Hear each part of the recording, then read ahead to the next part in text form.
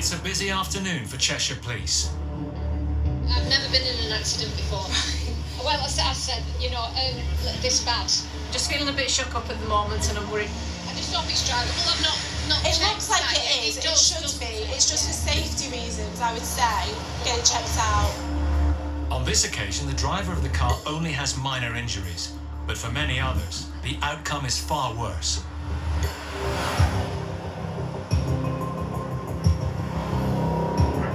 With deaths and serious injuries caused by accidents on our roads on the increase, it's no wonder that around a quarter of all UK vehicles now have dash cams fitted. It's crashed upside down. And the great British public are capturing outrageous driving on camera. Across the country, motorway cops are relying more and more on the evidence of dash cams uploaded to them.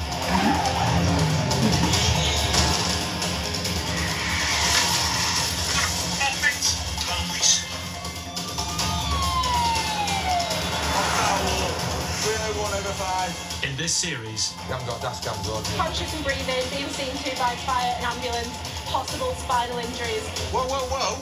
we follow them I saw that. Oh my God. as they crack down on Britain's bad drivers.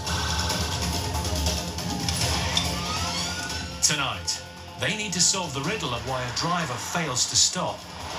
Something not right with this. At the moment, it's a bit of a mystery. Race to deliver life-saving medical equipment. Keep that breathing going for us. He has got a pulse. Why don't you window down? And an impatient driver feels the full force of the law. It's a no entry lane. That's a ticket.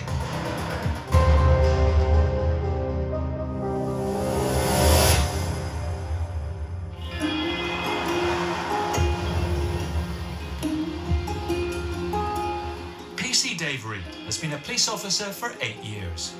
Hi, Princess. How are you? Have you had a good day at school? Good. A good day at school? I don't go to school, do I? I've time traveled, okay? Right. What have you done at school today? Sausage dancing. All right, I'll let you go. I love you a lot, sausage. Yeah, bye. Love you. Bye.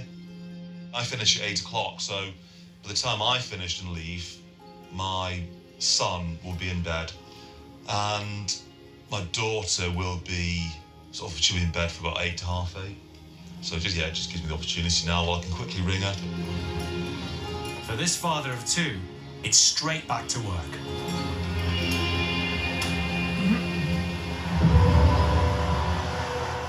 Dave's boss and head of Cheshire's Roads and Crime Team is Inspector Anton Sullivan.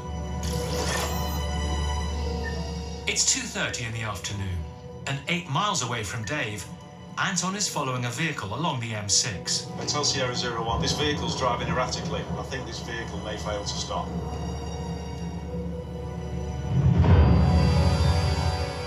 Anton trails the suspicious driver in his unmarked silver car, while Dave follows in another unmarked car.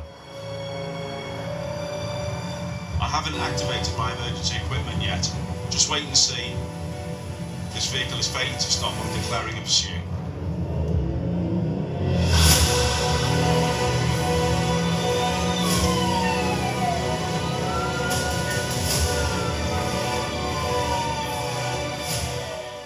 Shoot your don't drive.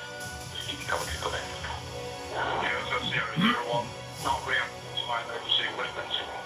Vehicles driving erratically is using lanes 1, 2 and 3. Any other patrol that can assist the inspection stopping this difficult? Uniform 7-4 on that. Right, try and catch the boss.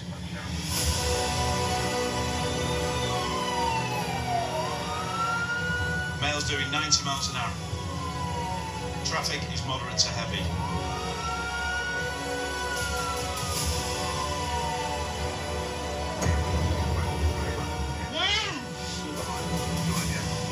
Other drivers are slow to realise that Dave's car is an unmarked police car. People, move on my way.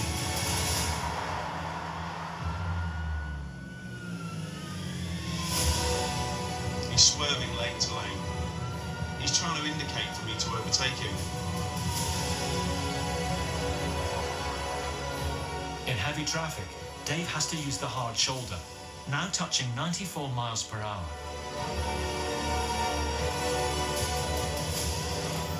The driver seems to be waving his arms and doing all sorts of signals out the window. I don't know what his problem is.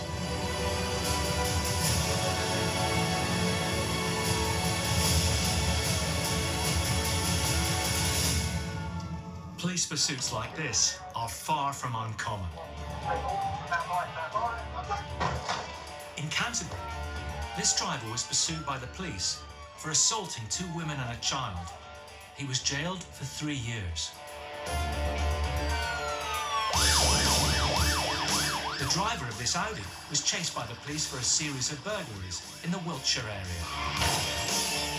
In a joint operation between the Central Motorway Police and Cheshire Constabulary, the vehicle was stung and eventually stopped.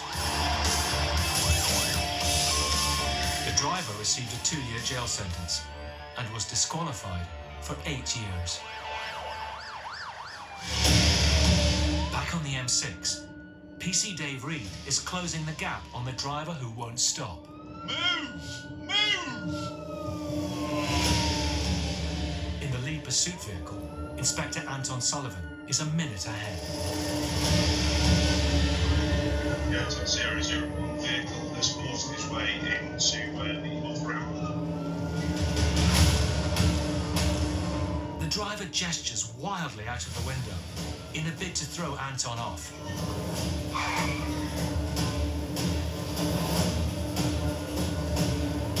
Vehicle that's cut across into the off-slip very last minute. Dave is closing in rapidly on Anton and the runaway vehicle. Just approaching junction 10. Junction 10 is up ahead of us now. After a 5-mile pursuit through the heavy traffic, at speeds of over 90 miles per hour, the vehicle suddenly pulls over. Yeah, vehicle has come to a stop just before the on-slip of junction 10. Bottom not far now from junction 10. And Anton's backup arrives just in the nick of time. Right, somewhere here it is.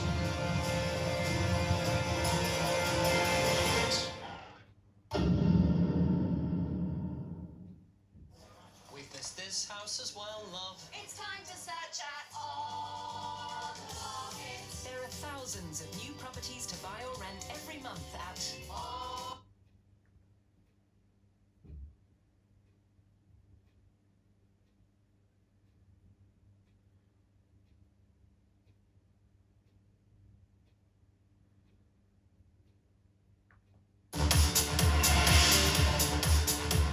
Just when you think you've seen it all on Britain's roads. Wait.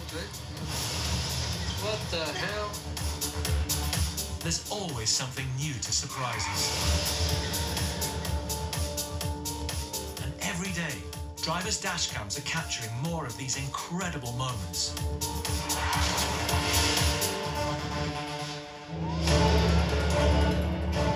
On the M6, PC Dave Reed has been called to assist Inspector Anton Sullivan in a high-speed pursuit of a vehicle that failed to stop. The driver's erratic and dangerous driving was threatening to cause a serious accident. Now the officers need to find out why he tried to evade the police.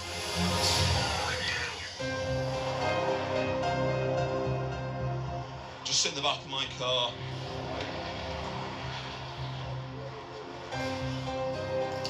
Is it your car, buddy? All right, that's all. Just need to check the car, check him, and then work out why he's behaved the way he has, because there's something not right with this. So at the moment it's a bit of a mystery. As Dave deals with the driver, Anton searches the car for any clues. So the update, there's actually nothing wrong with the car. His behaviour is still what bothers me. Ultimately, failing to stop for the police when you're told to is an offence. What's going on, buddy? How come you failed to stop? Last time I got stopped by a car in Birmingham, I got robbed. Right. I'm not running away, I'm literally trying to be safe, so... So you weren't aware that it was a police car? I knew it was a police car, but I can put a light on that my car. If anyone can do it. But if you knew it was a police car... No, it looked like a Fed car, but Yeah. No, it was a police car. No, okay. Right, okay. So, I'm going to do a drug wipe on you then, all right? Have you had any drugs at all? No, sir. Do you do drugs? Yes, sir. What do you do? I dance with the devil's lettuce. What's that? Cannabis. If you can lean forward, I'm going to rub this on your tongue, all right? Right. When's the last time you had cannabis? Or... I was like at 6 a.m. and I smoked a fat one. Fat one? Yeah. Right. Do you know it can stay in your system for a long time? Any result? Just waiting for it now. Any sign of alcohol? No, sir, no, I've not done the breath test yet. I can't smell it, but I'll do the breath There's test. just there's tins in the car. One continuous blow through that tube, not too hard, but enough to blow through. Keep going, keep going, keep going. Perfect, that's it. That's a 0. All right, it's perfect stuff. Well, what's clear, surprisingly. A few weeks ago, he said he had the same situation with an unmarked car, which he believes wasn't a police car. Tried to stop him. He's then stopped and was robbed by people that weren't cops. So he's then said that that's why he wasn't stopping, because he wasn't sure you were a police car. Well, that's a defence of court, isn't it? There are no clues in the driver's car as to why he failed to stop, and he passed both drink and drug tests. Well, we're going to go to Runcorn custody, mate. I'm going to just run you over the tapes.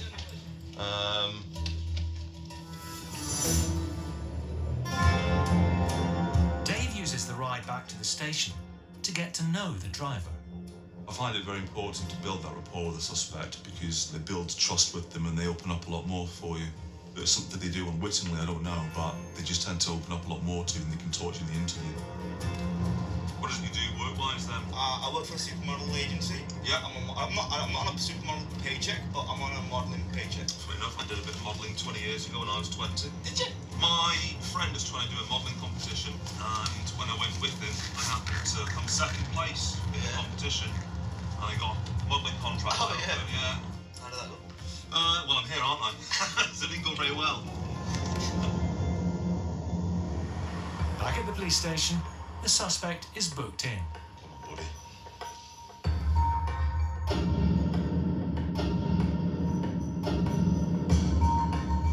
That's what you get characters in this world, don't you?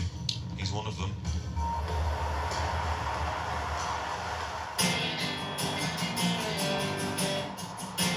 PC Chris Swash has only been with Cheshire's road crime team for a year. And he's still getting his head around the meaning of some police jargon. Our lunch or dinner breaks, not that we get them, we refer to them as refs. Don't ask me why. It's just what it's always been called from when I joined the job. I'm going to ring someone now and find out, actually. Hello, Rowan, it's Swatchy. Yeah, go on, mate. Got a question for you. Go on. In the police, we refer to getting lunch as going for refs. What on earth does refs mean? Refreshment. Ah, I bloody knew that. I knew that. Thanks, mate. I'll see you in a bit. Made up. So, refs means refreshments, which I didn't know. I just had a brain fart.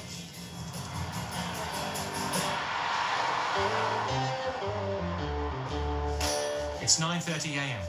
and Chris is patrolling in Ellesmere Port. His car is fitted with an automatic number plate recognition camera. It's just alerted him to a car that shouldn't be on the road. So we've got a Peugeot that's gone past us, showing us having no insurance. I just need to try and find it now. Uniform 4-1 vehicle comes back as described, black in colour. That's it, yeah. Called Spot. After locating the vehicle, Chris looks for a safe place to pull over. You'd be surprised the amount of people that forget to just insure the car or expect it just to auto-renew. She'd pull it over for us. I'll just go and grab it. Dashcams are helping police in the fight against a disturbing insurance scam. This driver was found guilty of a crash for cash crime by deliberately causing a collision, then making money from a fraudulent insurance claim. He received a 2-year jail sentence. On the M62, the driver of this Mercedes was found guilty of intentionally causing this 3-vehicle pileup.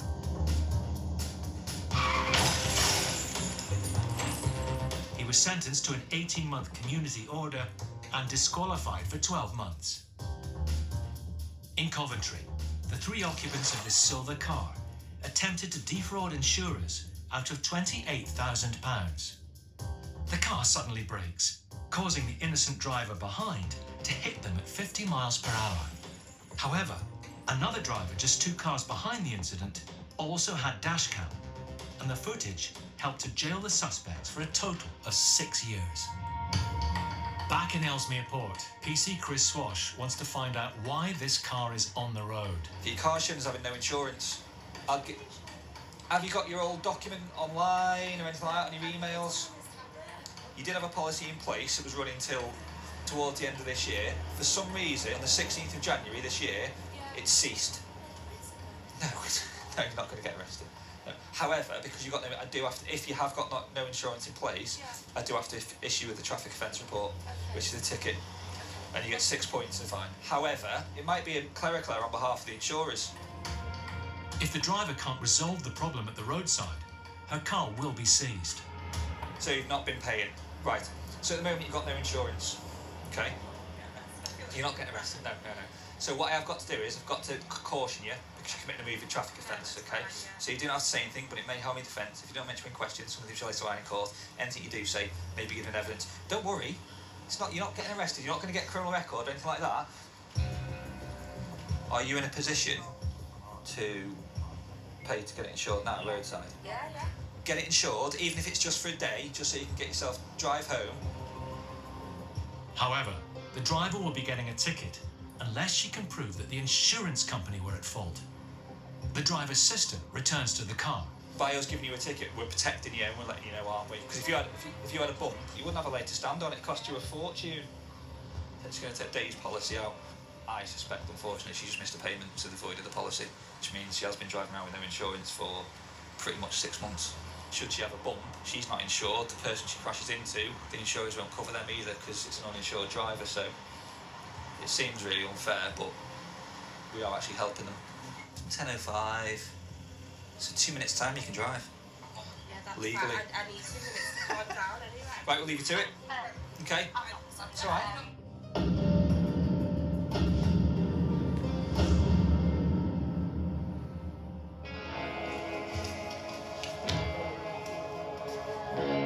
People just assume that the insurance policy is renew, or if having a tight financial month, that they might just forget about it and take it out next month.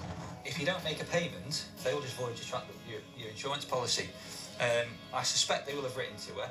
We've written to her to explain that might not have insurance and she needs to get it done. So, I mean, she's had since January. Yeah.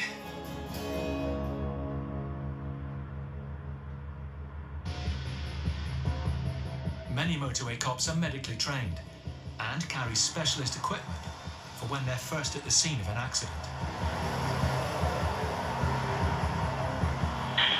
To a patrol that may have a defib and lost up Graylam. It's following an RTC on Townsend Road. Roger. Vehicles hit a wall and we think the driver may have had a heart attack. Got uniform 76 at Knutsford. It's 7:15, and the injured driver is 6 miles away from PC Dave Reed in Lowestoft Graylam, Cheshire. It sounds like a single vehicle RTC, but it seems like the driver's had a heart attack at the wheel. Locals, they'll probably be en route, if not they're already there, but they don't routinely carry any defibs in the cars. Dave has the life-saving equipment in his car, but it's going to take him 8 minutes to get there, and the driver has gone into a suspected cardiac arrest. It's quite rare that we get defib for. The reason why we carry them in our cars is because we're advanced drivers with the quick cars, so we can get to places.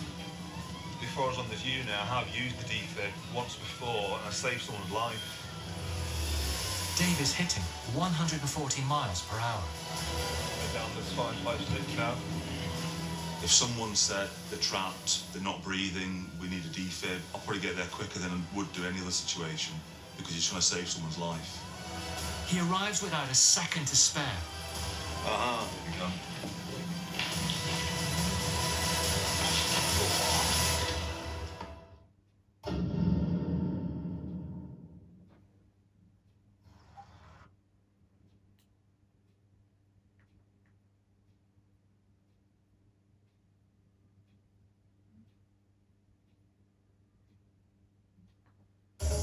Reckless.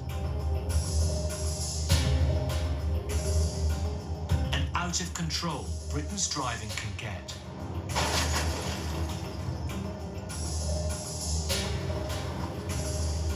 With 11 million motorists now using the device, thousands of incidents like these are being captured every day.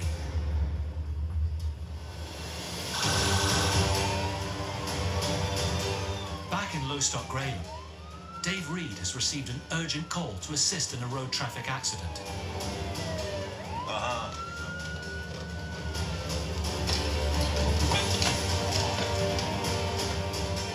The driver is in a critical condition, and Dave is carrying a defibrillator that could save his life. Here it is. Hey up. The driver came off the road and crashed into a lamppost.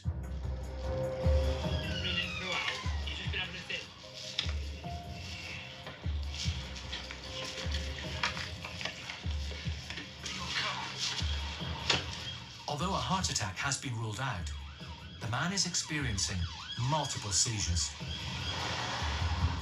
Still here. So he's talking to you, then had a fit.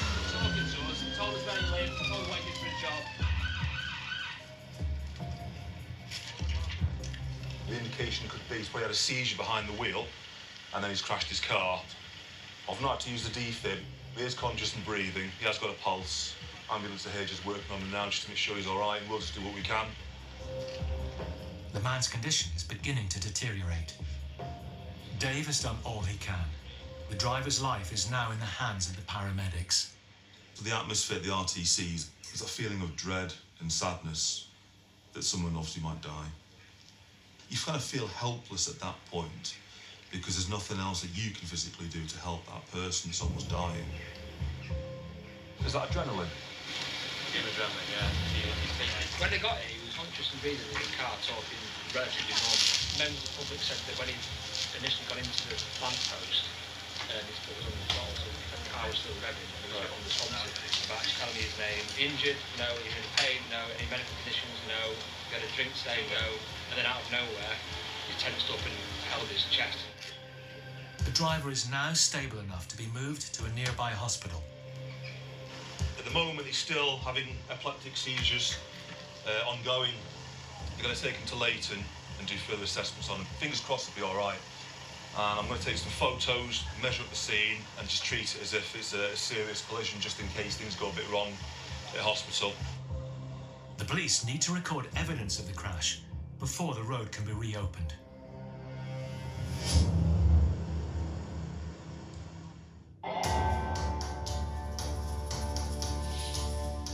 It's 7 weeks later, and Dave is visiting the crash victim's home. Hi, Tony. I am, yeah, you. Tony, I've just come to see how you are today then, since the RTC, and obviously making sure you're fit and well. Yeah, good. And obviously on the day, because we really didn't know what was going on that day, and you didn't look quite well, but the injuries you sustained from that, luckily, were just a broken sternum, wasn't it? Yeah, that's the main thing. Yeah. Is that still, how's that now? Is that? It's still a bit sore, but I'm moving a lot better now than I was to start with. Just nothing's come back. Still no idea what happened. Yeah, no memory at all. No memory whatsoever. The last thing I remember is being in work, but it's about 2 hours before I would have been leaving work was the last thing that I can remember. Right. So my last couple of hours in work and driving to where I got to, I have no memory of. And the fact that I was somewhere where it's not on my way home. Yeah. It's not even on the way to anywhere where I used to live, so it's not that kind of ugly. I've no idea. No. It's good to see you're well now. Yeah. Up and about. Yeah. A bit frightening to begin with. Yeah, it was. I've got the defib in my car. That's why I've turned up before ambulance had come. Because we weren't sure whether it was a heart attack. We pulled you out of the car, and luckily for me, there was paramedics turned up about 30 seconds after I did. And took my equipment away, put theirs on you, and it was all hands on deck, really, making sure you're okay. Well, it's actually quite strange to hear, what went on and how it happened from when you got there. I mean, have they got to the bottom of what? Still don't know. They've. I'm still waiting to see a neurologist. Right. Okay. To see if they can find anything, but they did scans and what have you, but there's nothing showing at the moment. The fact that everything that everybody did, what you did on the scene and the paramedics did on the scene, it's incredible. I'm so thankful.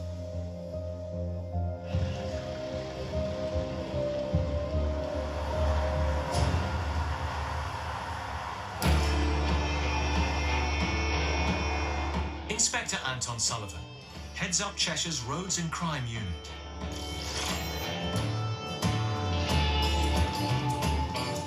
So I've got a car's just flown past me doing 100 miles an hour.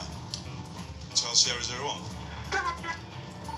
Yeah, I'm eastbound on the 56 at junction 14. Can I have a vehicle check, please?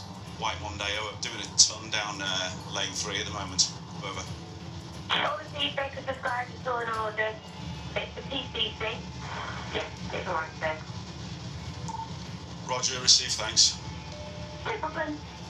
Right. That was one of our colleagues from another force. So, it's an unmarked police vehicle. He's obviously clocked I'm pacing him, and they might have actually heard me doing a check on the radio. So, I'll let him go on this occasion.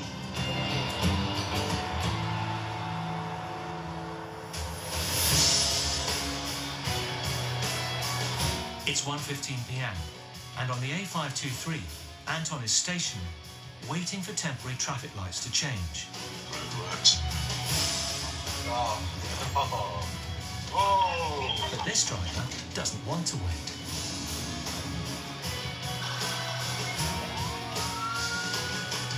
He's just completely ignored the red lights and driven through them. What is it with people today?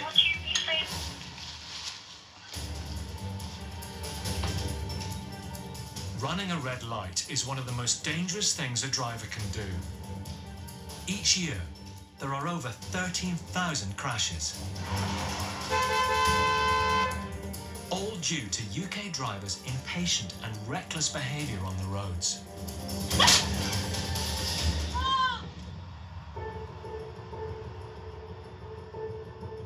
Do you want to explain that to me? And I'm running late. I've got to get home for 20 to 2 to register this with my wife because we've got a funeral on Thursday. I hold my hands up, whatever you need to do. I get it's frustrated. I was stuck in the same traffic as you trying to get through to Mac. Who's the appointment with? It's with Macclesfield Registry Office. All right. From the funeral directors yesterday. Okay.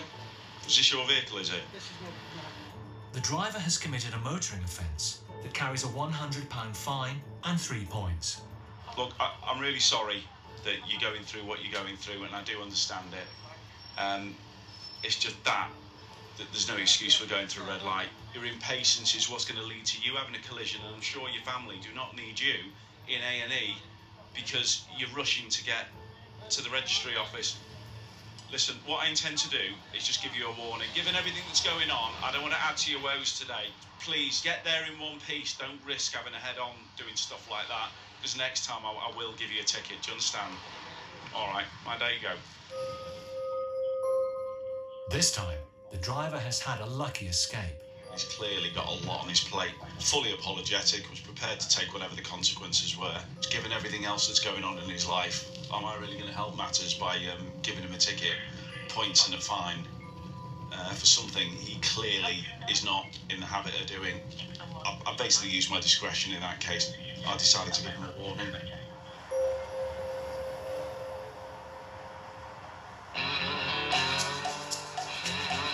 Modern motorways have revolutionised the way we travel by road, but it's vital that drivers obey the automated signs, especially if people are stranded in the fast lane.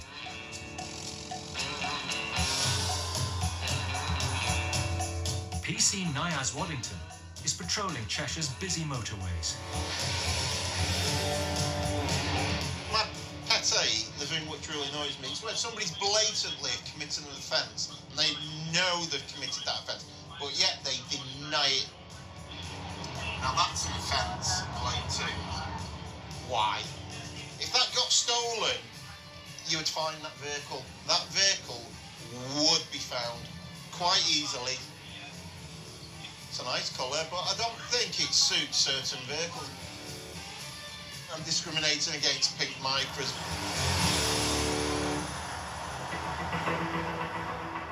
It's 5 p.m. and Niaz is travelling southbound on the M6 near Knutsford. It's the beginning of rush hour, when the majority of accidents occur. Emergency? Just calling regarding an incident that's just happened on the M6 North by Knutsford Services involving two cars in the outside lane. There's two young girls who hit the car in front. They're in a pale blue Fiesta. They're actually out of the car on the third lane now.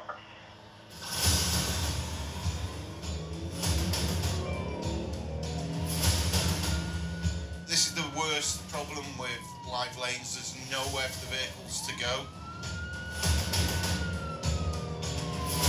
The collision has happened on the opposite northbound carriageway. The traffic jam is already forming behind it. There they are. Mike Oscar 248. Just past it, going southbound, the vehicle in live lane. It's in lane 4. Highways are probably going to get there before I do, as I've got to turn at 18. One of the vehicles involved in the crash is stationary in the outside lane. Overhead signs have closed the lane to all drivers.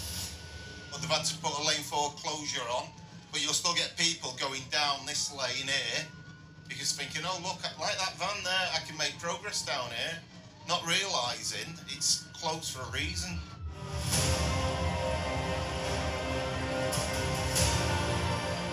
Got to work our way all the way through all that.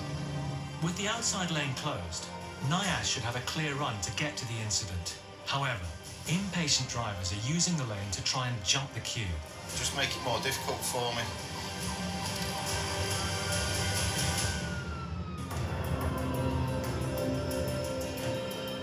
In heavy traffic, some drivers will try anything to get ahead, whatever the risk. On the M1, this HGV and van both ignore the closed lane signs, driving dangerously down the hard shoulder. For the last 2 miles, it's been saying get over, but oh no. On the M60 in Manchester, a car has broken down by the central reservation. 2 Highways England officers had closed the lane, but this vehicle ignores the signs, narrowly missing a lorry as it moves over. On the M6, the grey Peugeot nearly crashes as it speeds to overtake the HGV.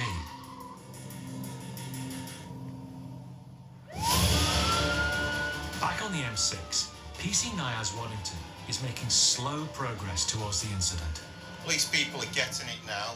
This just goes to show people's logic and thinking.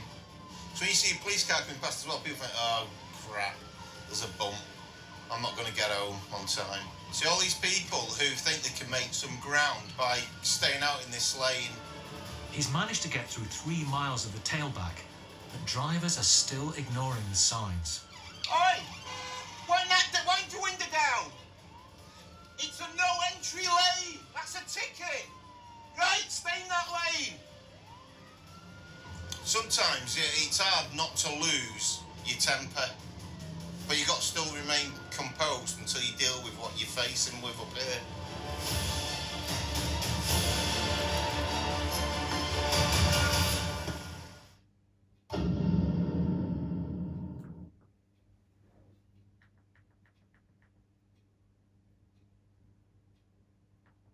is responding to an urgent incident. There they are.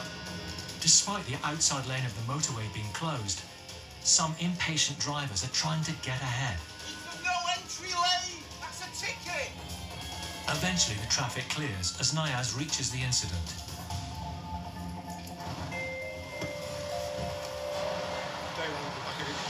They went up to the back of the other guy, and his vehicle's all right. Yeah, very little damage. And he didn't want to hang around. No, he was happy to go. No problem with him. It was fine. It was nice. Bloody hell. Niaz finds the driver and passenger of the blue car that's blocking the lane. Hey, yeah, you two okay? You're all right, okay. I was driving, and then I looked over to see if there was a car to go to the next lane. I knew it, I was back in the car. Says section 170, non-injury road traffic collision, details exchanged. She's pulled out, she's then tried to correct, and front end of the car's slightly damaged, but it won't cut out. As the car is too damaged to be driven, it will have to be moved to a nearby garage by a vehicle recovery team. Is the recovery truck's not far away? How long did it Sorry? How long did it take? Recovery about 15-20 minutes. So the recovery will take you... Junction 19 to our mates are waiting for us. Junction 19? Literally a mile. All right. With arrangements made for the two occupants to be picked up by a friend, Niaz is ready to leave the incident. There's quite a few vehicles going through the Red X. I've got a reg of one vehicle now. I'm just going to try and play catch-up and deal with them appropriately, which will mean slap him with a ticket.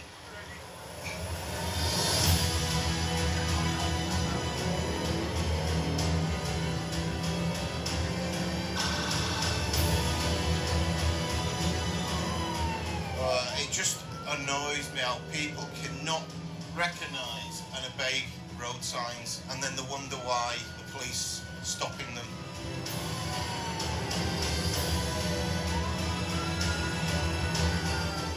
He tried to move back in from lane 4, having been in the Red X lane, to lane 3, then lane 2, thinking I'm not going to clock his number plate. 8 minutes later, Niaz catches up with the vehicle.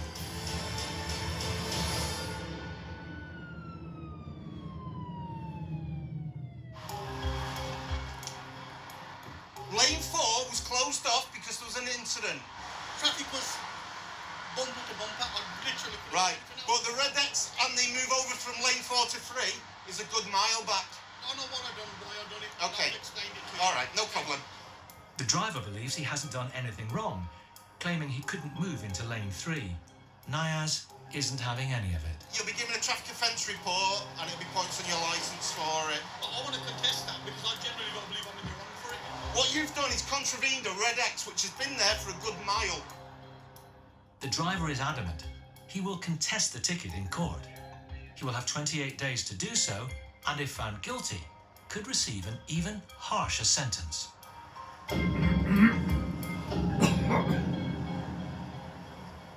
Oh, annoying when they just argue, trying to use some... he's contravened the Red X purely because he couldn't be bothered waiting in standing, slow-moving traffic. And when he saw me, he's gone, oh, poo. And then he's just ducked into lane 2. So if he was in the right, why didn't he just stay in lane 3? Because he was trying to conceal his number plate and not get stopped. And he didn't think that I was going to come after him, but I did. Deep breath, deep breath. I'm good to go. Back in the room.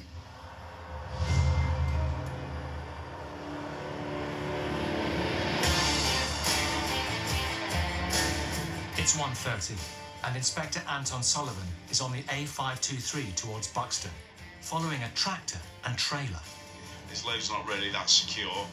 He's not got a registration. The problem is, if he's involved in an incident or say some debris falls off, smashes somebody's windscreen, we're never going to know who it was. Well, I'm going to stop him. There are approximately 24,000 accidents a year involving insecure loads or debris falling from vehicles. In this clip, the driver was lucky to escape with his life. Even hubcaps can be lethal weapons at motorway speeds. And this driver's unusual load cost them 3 penalty points and £195 in fines.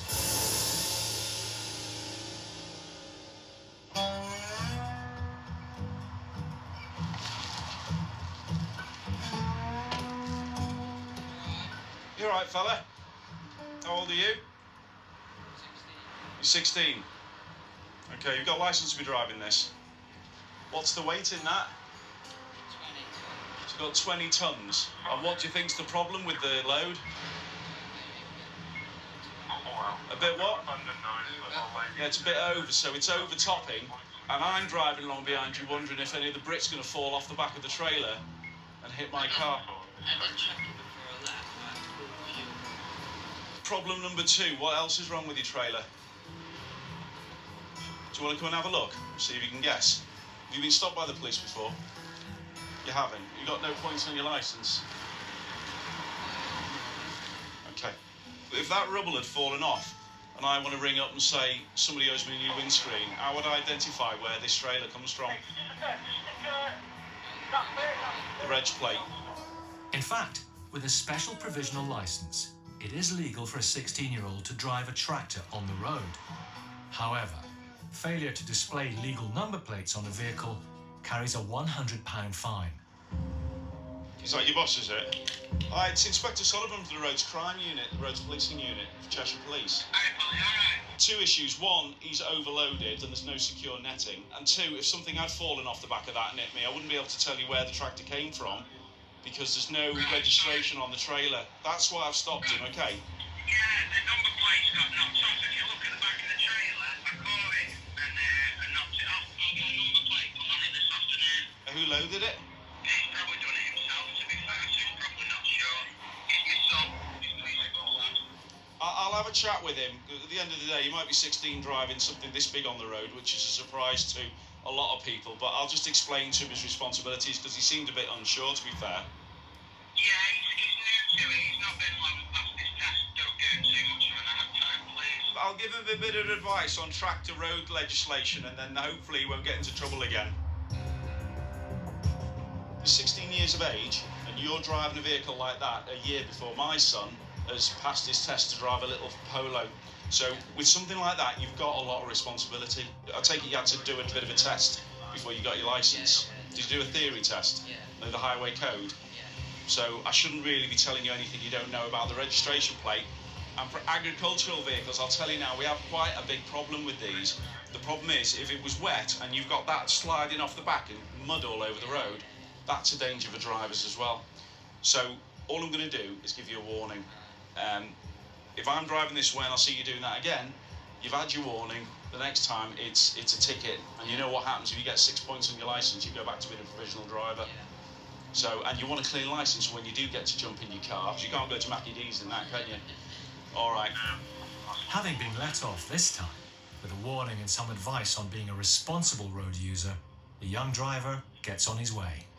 What you've got is somebody who's 16 years old driving nearly 30 tonnes of machinery down the road, yet legally he's allowed to do it, much to our surprise, but he's still subject to the same legislation as everybody else. He's only had his licence a short time. The safest bet was to just give him a warning. I'm sure he won't